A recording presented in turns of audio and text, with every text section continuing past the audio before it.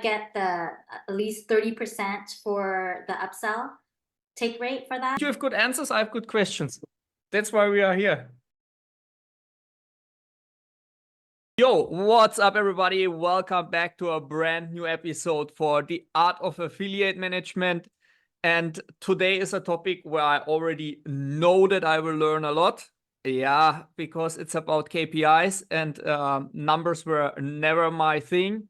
It's especially KPIs to monitor how to run successful campaigns as an advertiser and as an affiliate.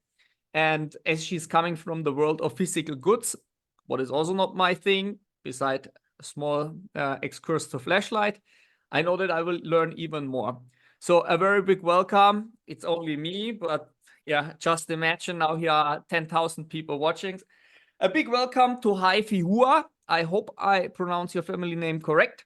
She is she's behind some of the most successful campaigns out there, and we had a blast to exchange thoughts together in Ireland.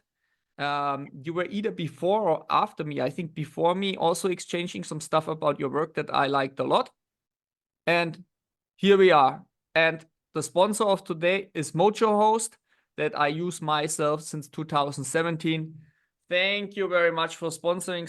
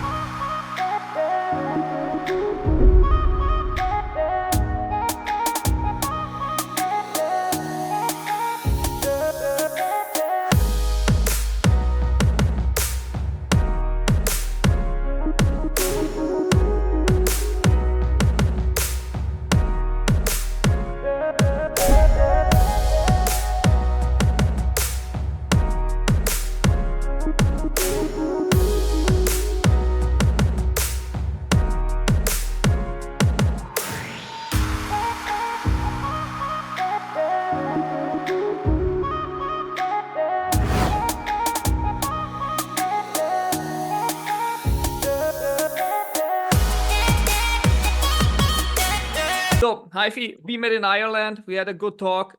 For the people that don't know you, who are you and what are you doing?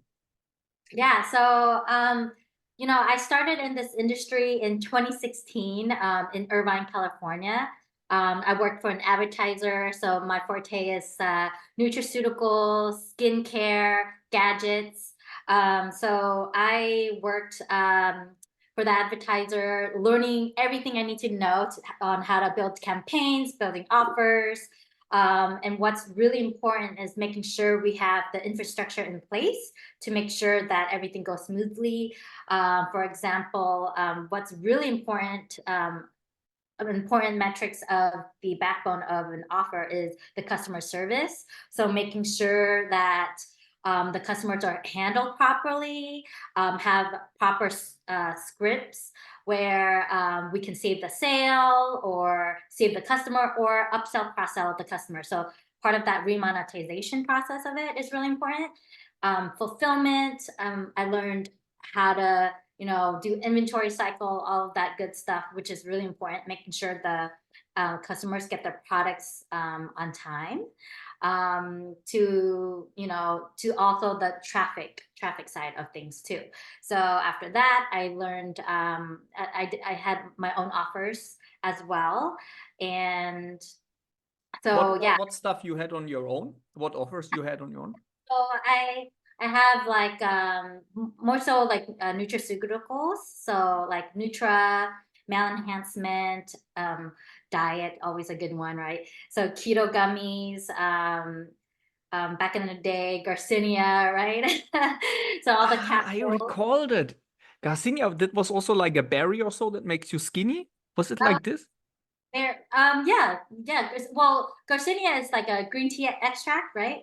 So the berries is like what right now the hot product for diet is berberine. So every year, every season, there's always something. So so keto gummies is still apple cider vinegar is still a hot thing. So pretty much any neutral product that people want to see results will do well. Like they want to see good results for male enhancement, weight loss. Now a hot product is like anything diabetes related as well. So yes. I mean, when you started with the KPIs, it was the last things that I expected that you are starting with. And that's why I said in the beginning, it's so good that you come from a different world. So I learned something. I was not thinking about the customer care and the customer service and these kind of stuff are the most important KPIs. I was thinking about, I don't know, which affiliate is having like a high, I mean, this is also important, but like a high chargeback rate and who has a good conversion rate and so on. But when you speak about physical products, the first thing that you look at is the customer, or how I can imagine this? Well, I think what's most important is the offer, right? The offer needs to be like solid. So in in the direct response space, and then I'm also in the e-com space where we try to marry the best of both worlds together to make it convert. So what's important is to make sure we bundle the offer with good upsell products to increase the average order value, right? And then having a system in place to also sell to the same customer again, like just different products. So just making sure that LTV is there, lifetime value of the customer is there. So there's it's not rocket science. There's just a system in place, and as long as all of the pieces are like laid out, then the offer will do well. But it's very important to make sure you have strategic partners in place to help you with that. So when you set up new offers, is it something that the advertisers are doing completely themselves, or is it really like an advertiser is just like a dirigent that is coordinating different subcontractors, different companies, different service providers? How I can imagine that? Yeah, so there's two ways. So let's say if it's like, let's say for like newer advertisers, I would definitely recommend that you work with like someone or a company that can help you build that offer, and you work with the vendors. Important vendors to make sure that you have in place are the customer service, fulfillment, traffic networks, media buyers, or direct pubs, chargeback companies as well. That's really important. And your dev team, right? But a lot of seasoned veterans, advertisers in the space, they have it all in-house. So some do a mix, right? Some do like they'll have their customer service in-house, their reps in-house. So only those customer service agents are calling on those customers to help them. But some advertisers, they outsource the customer service. So it can be done in different ways. And I would love to kind of discuss more about that as well. Okay, then let's discuss about it a little bit more. What are the most important KPIs that are given out by the product owner to the team or to the sub companies? What are the most, or what are the metrics they are looking on first? I think what's important is to look at your product SKUs. Okay, what are you trying to sell? Let's say nutraceuticals. Okay, so okay, well, we want to sell gummies, but let's say apple cider vinegar gummies. What else can we sell alongside with that? Let's do some like appetite suppressant or like a cleanse, right? So let's add to more of the brand so we can offer it to the customers.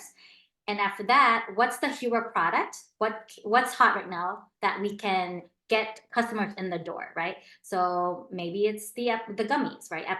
Apple cider vinegar gummies. So I And want to ask you here something. So it's practically that you use the hot stuff that is maybe at the moment out there with the influencers, and you use this practically to get the customers in. And once they are in, there is maybe even not money made, or most probably there is not even money made. Then you use like other products because you anyway pay most probably a CPA, or in most cases a CPA. And then you use the other product to bank. Yes, that's right. So you get the customer in the door, and ideally you want to make money on the first product, right? But where you have to ensure that you will increase your net profit is your upsell path, right? So maybe making sure that bundle, the upsell path, is like so enticing that they can't say no to the upsell. Like maybe it's a buy one get one like offer upsell, right? So you buy two get one, and then the next upsell could be like a health and fitness ebook alongside with it, or like a fitness app program. So you want to upsell to make sure that you're squeezing as much like profits as possible. If you look at the numbers that are done with an upsell, at what percentage upsell wise you say like this is successful? I would say like you know 30%, you want to get the at least 30% for the upsell take rate for that, and making sure that you have like monetization retargeting on the back end through abandonment carts. So your partials are getting monetized later. If they don't buy now, they can get retargeted later.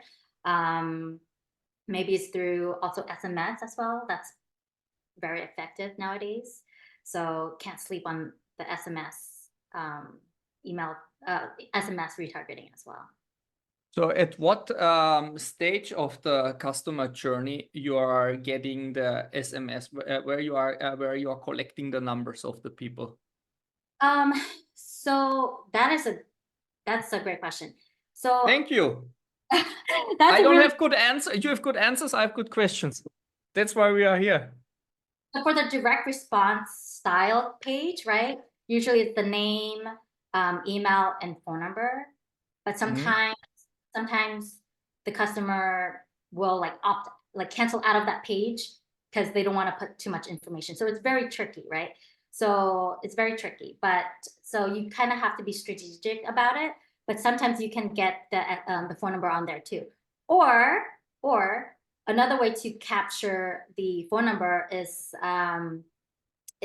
doing a like lead magnet.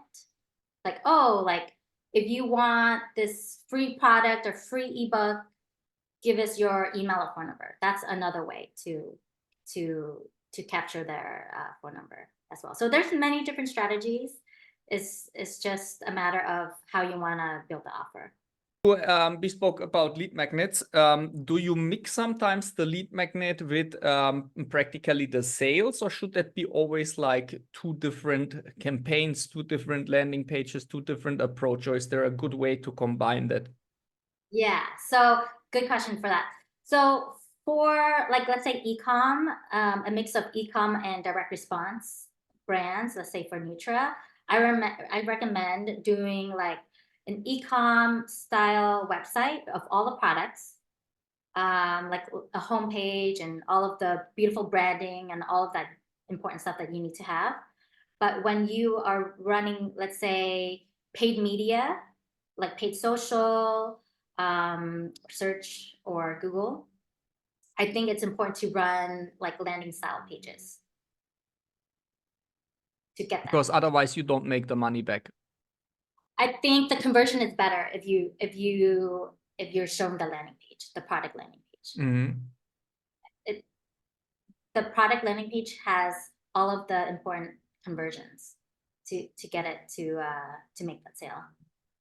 And So what is nowadays the best way to sell something? Is it still like this BSLs, or is it like a text page, or like testimonials, or is everything shifting already to influencers or micro influencers? For example, in Romania, there are like a lot of tools on the market to work with micro influencers.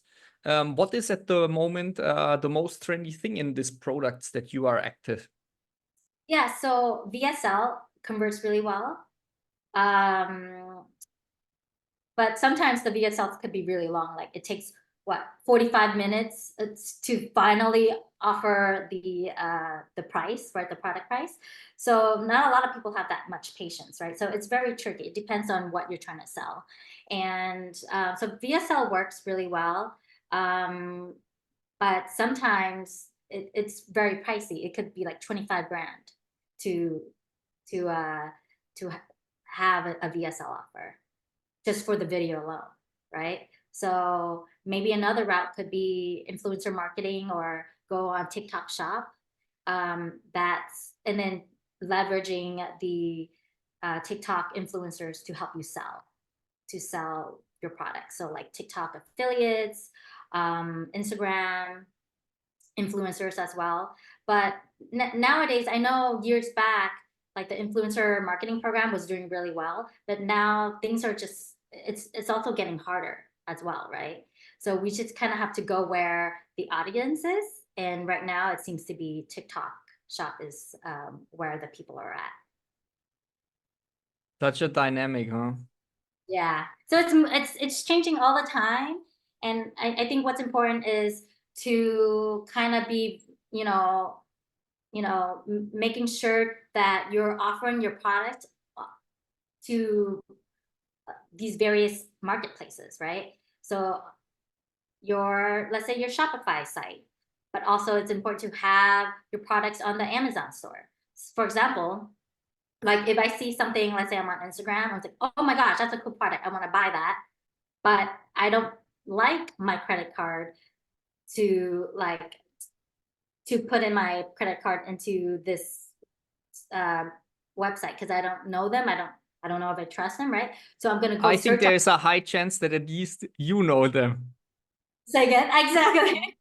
Exactly. So it's like, oh, okay, well, like I like different customers. Like I think like other customers similar to myself, we see we see like, okay, I want to buy this. I see this on Instagram, but I'm gonna purchase it on Amazon because I have Prime. So there's that too. Like I want it same day or next day delivery. So maybe sometimes it's like I'm not patient and I'm gonna purchase on Amazon so I can have it delivered to me that same day. So making sure that you have your products available as well, and it helps with SEO as well. So like you make sure you have your products available on Amazon, maybe TikTok Shop, have it on the Facebook Marketplace, like where people can buy straight from like Instagram shops or like Facebook, right? So just making it easily, readily available for people. But one way that I see that is kind of help people make that purchase on the .com site is if you give your best offer, like the best price, the best deal on that landing page. So for example, if your product is, let's say it's like retail price is like $49.99 for a product, so you offer that on Amazon for like $50, but on your promotional landing page, it's $29.99. So when customers are getting more, getting more like they're more savvy these days, they're gonna shop around, do a price shop. It's like, okay, well, I'll just buy it here because it's cheaper and it's cheaper. So I'm not gonna buy it on Amazon. That's one of the ways where you can get people to go through your flow, through your store, and then go through that upsell flow. And also once you have that, you have their information, you can retarget them again. Because if the customer just buys on Amazon, that's Amazon's customers. You can't find that data. You can't get that data. That's not your customer per se. And is this something that works, especially when you have these crazy gadgets? I also get sometimes ads where I say like, Jesus Christ, I need that. This is so fantastic. With small videos, so even user-generated content. Is it for this? I can totally see that they are like checking on Amazon, but are they doing it also with this very emotional things like Nutra, that they are saying like, okay, I'm fat, now I see here this video, now I will be skinny? Are they then emotionally so that they are more willing to buy on this let's say affiliate pages or sales pages, or are they even going for this stuff that is about their health and they compare where they can find it cheaper? So most will actually purchase on that landing page. Most Mm, customers will, right? But still, you don't want to leave the money on the table if you can still get some sales on Amazon or other marketplaces. mm. So just I think advertisers have to continue to be creative about it, where they're just using, let's say they offer their product on Amazon, just price it a little higher, right? So then people you can encourage people to buy it through your shop instead, because you want that data. So just kind of entice it, make it more enticing, like the offer more like worthwhile for them. And I mean, also with the upsells that we had before, they belong into you. If it's with Amazon, they say like people that buy this are also buying that. And this is most probably like a completely different company behind that, or Amazon itself, or something like that. Right, exactly. So you have more control on your shop, right? On your landing page. You have the control of the customer data to help with remonetization. You have control with the upsell, downsell. So are you familiar with like upsell path or downsell path? With the For downsell one, not upsell, yes, but downsell not. Okay. So for direct response, it's also as important as it is to have an upsell path to offer to your customers. It's also very important to also have a downsell as well. So for example, have you gone to like, let's say a landing page for a product, and then you said, yes, I'll take product number one, hero product. Oh, like, you know, many of our customers also purchase this to help you get results for your weight loss. Would you also want to buy this like cleanse along with your keto product? And they could say yes or no. If they say no, no, thank you, then you try maybe one more time. Would you like this product again, the cleanse, for $10 off? So that's another strategic way to like add that value add to the customer, where they're like, okay, So you I'll make get. practically the upsell if they are refusing it with a better offer or cheaper offer, or you add like, I don't know, another gummy bear to it or something like this. Yeah, exactly. So if they say no, thank you, I don't want that upsell, maybe show them another offer. Okay, well, would you take it for $10 off? Yeah. Do you And have any data? Doesn't have to be exactly on the percentage, but how many people are refusing the first offer, but then they take the second offer? that's a good question. When I was running my offer for this specific offer that I was talking about, um, I would squeeze in another 20-30%. And that would like help me so much with my advertising costs.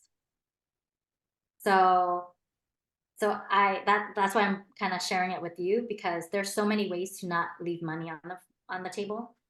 Just have to be very creative about it, and really testing what works.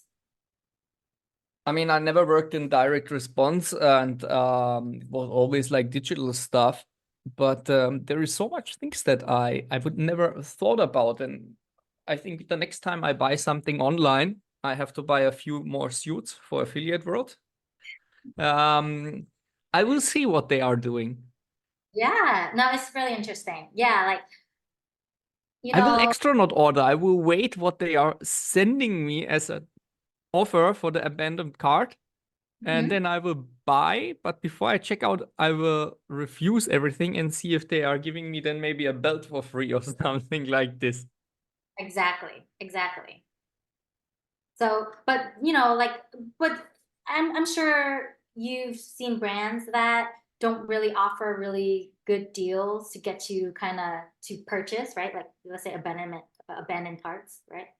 So, but the companies or the brands that do, like, they'll get those customers. They'll get those customers. So I definitely recommend for any, let's say, advertisers to um, like, let's have a chat. Let's see how we can build your offer. Let's see if you have all that systems in place. What vendors are you working with?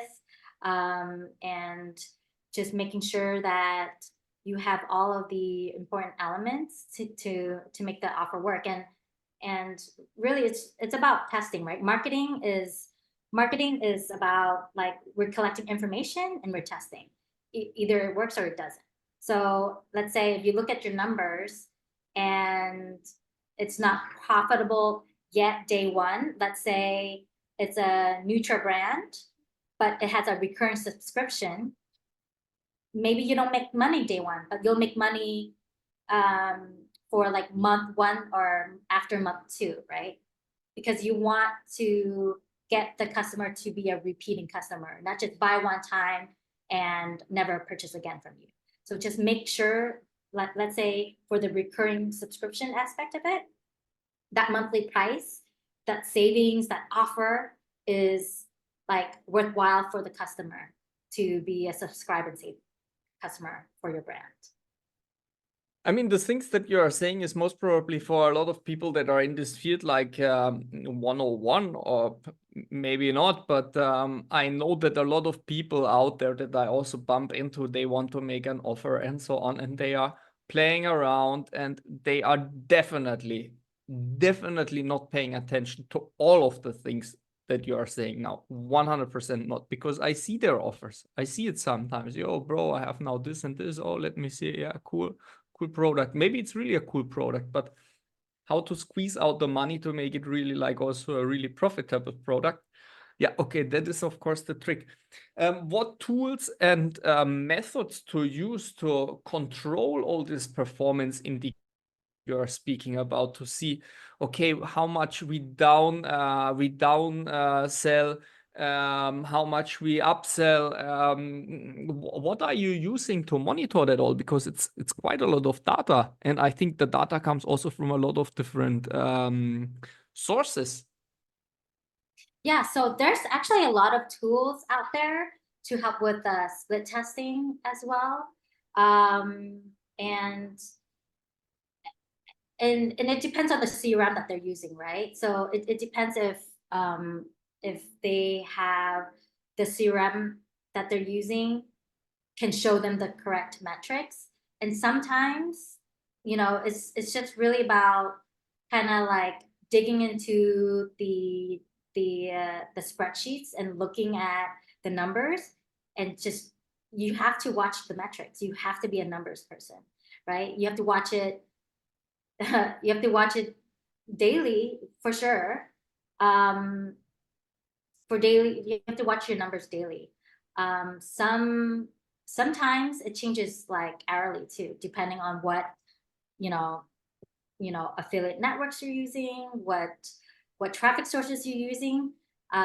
Some traffic sources could be, let's say, more aggressive than others. So it just really depends. But there's many platforms out there that can help with split testing as well. What is the impact of AI on all of these things? Are there tools already out there that are making you the best suggestions how you optimize it, or is AI not really integrated in that microcosmos yet? Um, AI is definitely starting to be utilized a lot for the campaigns. Um, I'm not, I haven't used the AI tools myself yet, but I've been chatting with a lot of advertisers in the space, and they've been using it. Different affiliates too have been using it to help them with their campaigns as well. And I think utilizing AI is like definitely necessary, like just learning the tools because it's not going to go away, right? And AI just helps us do our job better because there are human errors. So the AI just kind of helps. I don't think AI will really take over, our jobs or anything per se, because it still requires a human operator behind it, right? So I see AI as more as like a friend. And I mean, I use it every day. I love ChatGPT. So, um, what has been your experience with AI? What have you been seeing on? So for what I used it to create presentations. So it Oh, really helped me a lot to give me the framework for this. We use it in my recruitment company. There we have like a tool that is pairing candidates with job offers automatically. It's not 100% yet there, so it's not the most reliable friend. But it's still like taking away from us efforts that we can use for having like more talks with clients and candidates. We see it also in Masters in Cash in the dating company where I'm in charge of the affiliate program, with also crushing numbers with this. There are also like per user, let's say per conversion, are like 60, 70 patterns that we are measuring. We measure the response rate to messages and so on. So what you are saying, when I think about it more and more, we are using as well in the dating space. We are just using it at different points. So also when they are not buying, they get like better offers and so on. They get retargeted. Hey, you missed this message from Hot Jessica and so on. And in a lot of these things are now AI, is now AI integrated. Also, we use it for fixing CVs. So, for example, a lot of people are giving us very bad CVs or very bad job descriptions. And not all the time we are like 100% familiar with what they are doing. So we are using AI to improving their CVs and job descriptions as well. So that's practically at the moment where I use it mostly for. And I did the correction, the the grammatical correction of my book with AI as well. I practically took, I would say, nearly as long as writing it just to rewrite the grammatical correction, because I have the people know that I'm like not a native speaker. So I wrote the book completely myself. It's not that AI could contribute something, because AI knows nothing about affiliate management as a work, because there's not enough content out there to feed it, or at least not 1 year ago when I wrote the book, or 1.5 years ago. So, but it corrected the grammar and it rephrased it, of course, like super sophisticated, like, I don't know, some British lord or some shit like that. grammar, perfect So spelling. I had to write it practically then again. And Florin Suvici, cheers, man, if you are watching this, also like a guest here for the second time in this podcast. He was the last guest. You know him, I think. Yeah, we were both at the Milan show. Yeah, of course. Yeah, So he was working for days on his prompts or so to have the book corrected, the grammar stuff in a way how he speaks. But his book is also 550 pages. Mine is 10% of this. So these are practically the things for what I use AI at the moment. And captions, for example, for video, this basic stuff that, is it really AI? I don't know. But yeah, little helpers. yeah, very cool. What's your favorite AI tools now? Team up Well, with. so for example, the correction, I really used ChatGPT as well. And the AI system that we have integrated in our CRM is called Recruit CRM. So this is the one that we are using there. And yeah, that's practically it. The rest we have in Masters in Cash is some in-house connected stuff, or is like add-ons that we bought for our tools that we had there. Very cool. Yeah. For you, besides ChatGPT, any super cool thing? Yeah, I mean mostly like ChatGPT, I use it every day for helping with like writing and just like making different plans, strategy plans and stuff like that. But there's other platforms too. Not sure if it's really considered AI, but like also Midjourney as well. And I also do like a social media management as well. So I kind of populate like, okay, like the monthly calendar plan, and it helps with the captions as well. And it's like I can I can say like, give me a fun tone or educational tone or friendly tone or persuasive tone. So it's really, really cool. So it's an AI tool that's already in the social media management um, technology platform that I use as well. So it's amazing. I mean, it's just it's such a great tool, time saver, and it's brilliant and effective. Let's see how it will be in the upcoming months and years with all these things. But there's like a very interesting dynamic in it. And now also the gurus are coming up. You know, there are always like a guru. First is the Facebook guru, then it's the crypto guru, now it's the AI guru. So the gurus are also changing their topic quite often. Yeah. But of course, there is money, and sometimes they are really, or often they are really spotting this opportunity before a lot of others. Because when you are like a guru, a lot of people are reaching out to you and asking for your opinion and say like, "Hey, I heard about this, I heard about that." For example, now I hear a lot of stuff about Telegram ads that a lot of my friends were not knowing that you can buy ads in Telegram groups and so on. So when people are asking you for opinions, you hear about it often before others. That is true. How you calculate a CPA when you have a new offer, but you never run this offer? What methods you use for that? So let's say if, the advertiser has never run the offer before, or it's a new vertical. What I would do is reach out to really price shop, right? Reach out to different affiliate networks and say, hey, I want to run an offer like this. What's your payment payout looks like? Is it CPA? Is it CPC? What is it? Different people do it differently, but let's say sometimes they'll give you the price, sometimes they give you a range. So once you have that information, go to other networks or media buyers or direct pubs and say like, hey, I'm running this offer. Can you do it for this CPA? And so then, but generally the networks will give you similar CPA. It's just really high nowadays. I think what I've been seeing is the advertisers that are very successful and making money, they have their own media buying team.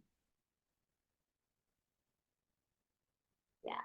So I think, if you don't have your own media buying team yet, definitely use affiliate networks, find direct pubs if you can, ask around. That's why it's really important that, you get into like industry group chats, right? And just kind of ask around, like, hey, who are you using for this? What CPA are you using? And then, I feel like, a lot of advertisers are are not liking the expensive CPAs that they're seeing. But if they can kind of combine forces and, really put pressure on the networks to kind of make it work for the advertisers, I think it's a win-win. And, if the advertisers make money, the affiliates will make money and all the vendors will make money. And But it just, you are suggesting, or it's more realistic, let's say, to take the market to calculate the CPA instead of what the product will really make for you. And then you have to adjust it because let's say they say, hey, we need a CPA of 80, and then nobody does the upsell or the product is not good. You maybe can afford 60, but it has maybe like a very good conversion rate, so that would be okay. On the other hand, maybe you found the new brilliant stuff, and you could have even 200. So you have to find it out the hard way after you took like the information from the market. yeah, absolutely. You have to negotiate. So let's say like, you have a new offer, but you need traffic. You have to you have to like get some momentum somehow. So that's why on the back end, you make sure that you have a good upsell flow and a good AOV to make sure it converts. So that's why you have to keep watching the numbers. Like, hey, what's your ROAS? You know, what's the net profit at the end of, let's say, a 7-day cycle, right? So you just really have to watch it because you don't want to, you know, open up the cap for the traffic and then can't pay the bills either. So Yeah, unfortunately, that happens as well. yes. So for you guys, like let's say for the affiliates, like how how do you guys combat that with the advertisers? Well, I mean, we are the advertiser, but I can say also from back in the days as network, and of course, what I see like with friends that it's happening to them. It's just in some way like also a bit part of the game, and being informed about the market. So when you are seeing that the first posts are coming up, that somebody is not paying, or you see that a lot of people are leaving the company. This is always like a bad sign. For example, now in the dating industry is like a bit of a ruckus because white label dating that was for like 10 years or something like this, really a dominating force in the rev share market. They practically don't pay out since 2 months anymore. But around 3, 4 months ago, like one of their main guys or so that was in charge of the traffic selling was leaving practically from one day to another. And then maybe not appearing on the conferences anymore. So you can see sometimes signs, and you have to be like careful, but you never have like a 100% guarantee.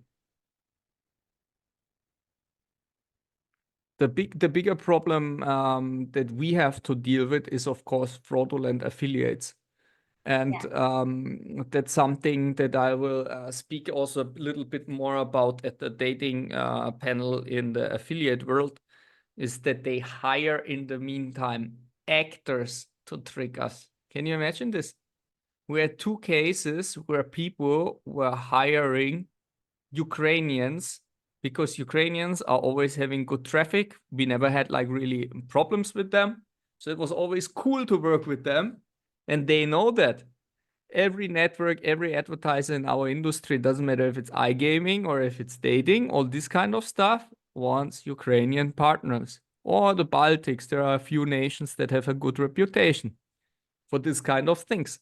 So you have calls, because I never onboard somebody without a video call, besides some exceptions. First, it makes them trust me more because, as we said, also the advertiser can disappear. So it's also good that they see me, even when our company exists since 15 years. And me as well in the industry, it's good when we see each other. And I want to see them as well.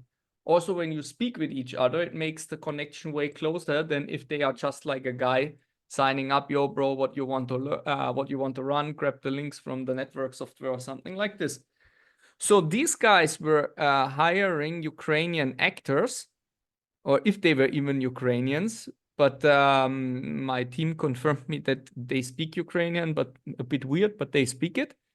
And they appear and they say like, yeah, we are just the advertiser manager, and we ask like questions, and they cannot answer any question. They are just practically there. Yeah, I have a media buying team. Tell me what you have. I will speak with them, and so on. And then in the chat, they are like super professional. Yo, bro, we are running this, and we are setting up this. So you see in the chat, it's practically a different person than that you speak to, because when you speak to the person, you see it's an idiot that they tell like, okay, this is affiliate marketing. You have to tell the guy you have good traffic, and then he will open the gates for you. So that's how he act. And after it happened 2 times to us, we saw like a pattern, and we saw that it's really the case. That's true. That happens to me a lot as well. You know, we get hit up on our DMs and say like, hey, you know, like let's work together. I have some traffic. And it's like, okay, let's hop on a call. And the ones that won't hop on a call, I can't do business with because I don't know who's on the other side of the computer. So Yeah. That's why it's also important to go to the conferences. I can recall exactly one case where we were really with a guy on the conference and he was cheating us all. He just came to the conference to cheat us all. His name was Mike Freud and it was on the Phoenix Forum and he cheated every mobile company. So that is the only case where a guy really went to the conferences to cheat everybody there, like with this plan. This was the only case where I said, besides this, if you meet people on the conferences, I would not say that you can trust everybody blind, but it's definitely better than some random dudes that don't even want to hop on a call with you. That's true. Wow. Yeah. So it's a fascinating, interesting industry to navigate. That's for sure. That's for sure. As long as affiliate marketing will exist, there will be people that are scamming and there will be advertisers that are not paying out. There are some ideas about making like a live payout. So practically the moment the conversion comes, a blockchain will directly fire the commission in real time. So there are ideas about that, but I don't think it's yet implemented. And I remember now something about AI. And if somebody remember the name of the tool, please write it here, or maybe Haiphie, even you know it. So it's an AI that you connect practically to your software that is monitoring all your data. And instead of going then into your software and make different filters, you communicate with them practically like with a person. So instead of activating 5 filters or 6 filters, like show me all affiliates that made sales in Australia in this period and had a minimum upsell rate of this and that, and the user lifetime is like this and this. So you would have to activate all these filters. You just write it, what is way faster than a filter, and it gives you the answer practically like a real person. Wow. Yeah. So this software exists, and when I saw it, I checked quickly like a demo or so. It was only a demo, but I never saved it, or it was like on the laptop that I crashed. Here's a damaged laptop in the corner. So I'm looking to find it, and I want to make like a case study with them or something like this. So if somebody knows this tool, please write it. Yeah. Last I would love to know what that technology is. That's amazing. Yeah, it's really cool. And I don't think it's even that complicated. It's most probably not even like a proper AI because the data is anyway there. And it just has to put it in like in a form that is more digestible for us humans. But great stuff. So actually the last real question, data. So you were saying also before, it's not so good if this goes to Amazon instead of your own site, because then you don't have access to the data. Why is data so valuable? What do you do with it? Data is very valuable, more valuable than I would say than the product itself, whether it's like an app or whether it's the like a product brand, right? It's because you can, you know, you can monetize the data. You can continue to sell the customer different products again in the future. Cross sell, right, with different partner products as well. Only if it follows the right protocols for that. It's very important for that. But yeah, so it's important to collect the data, make sure that you have, name, email at the minimum. If you can get their phone number, even better, right? And I've seen that now advertisers are trying to experiment with direct mail again. So that that is really going out like a letter to their house. A postcard. A postcard. Postcard. So how much is it to send out a postcard nowadays? You know that? So I've done direct mail in the past, but I haven't for some time now. But the conversions for the direct mailers is amazing, especially for the older demographics, because the older demographics are still, they're still opening mail, and sending physical mail is more rare these days. So when there is, let's say, it looks like a nice postcard from a friend, people, they're gonna open it up. It's like, oh, is this like a invitation, or what is But this, a how gift? they order then? They call a number or they go to a website then again? Yeah. So if there's a phone number there, like a toll-free phone number, or the website, they just go on, and then that's how they'll can purchase again. But some advertisers are starting to monetize their data with direct mail, especially if it's like older demographics. They respond well to direct mail. Unbelievable. So back to old school. Everything comes back. Everything comes back. It's just turned in a cycle. But I mean, it's just also, one ways to monetize again. Like, we always have to kind of think outside of the box. Like, okay, yeah, and email's not going to go away. Email's been around for some time, right? Email is still one of the most powerful, medium to communicate with customers. I sent yesterday, by the way, the first AFPAL newsletter ever. Ooh, Yeah. congratulations! Um, Amazing. it's not that it was discount and free tickets for conferences that I go to, but I think the opening rate was something like over 40%. It's only a Wow. few hundred people there, but a lot of them, they were waiting for their ticket codes. So yeah, it was quite good. What was the subject line? The subject line was 1 second. The subject line was.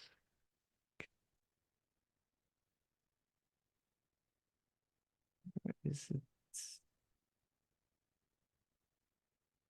I don't find it now, but it was something like your codes to the conference or your tickets for the conference. Mm, So yeah, yeah, that's a very high open rate. That's amazing. But you've built a community, you know. yeah, it So was people that were either buying my book or people that were signing up over the newsletter that I just started to collect. So I started to collect it maybe like 2 weeks ago. I was leaving it aside. I said that in the podcast where I'm the guest very often. AFPA was never made as a business. It was made just for me to travel. And now in 1 week we'll start most probably the fourth person. So a lot of things I have to learn and discover now myself, or I learn it, but I was leaving it out because I didn't make it a priority. But yeah, it's cool. amazing. Awesome. So, Haiphie, we always end this with the golden nugget. So it's the best advice that you want to share with the people out there that we have not heard 100 times already before. Haiphie, the stage is yours. What is your golden nugget? Oh, that's a big question. But I believe that whatever you want to do in life, have a purpose behind it, live life with a purpose, and find meaning. And when you find meaning in what you do, you're going to follow through with it more and do, everything in your powers to make it happen. So with conviction, with passion, um, I believe to live your life with purpose and great meaning. We say in Germany, you have to burn to set others on fire. So yeah, if you are like with on something like with compassion, I think it's the right word. Then it's going into a good direction. Yeah, I agree. Very nice golden nugget. So that's it actually for today. So Haiphie, thank you for making me definitely way smarter than I was before that. And I'm sure that most of the people that will watch it, they are also not coming from direct response. will learn something as well. So thank you very much for all this knowledge, for all these golden nuggets today. Thank you so much, Stefan. It was so fun to get to speak to you again. I see you in 2 weeks in Budapest. Yes, I'll see you in 2 weeks.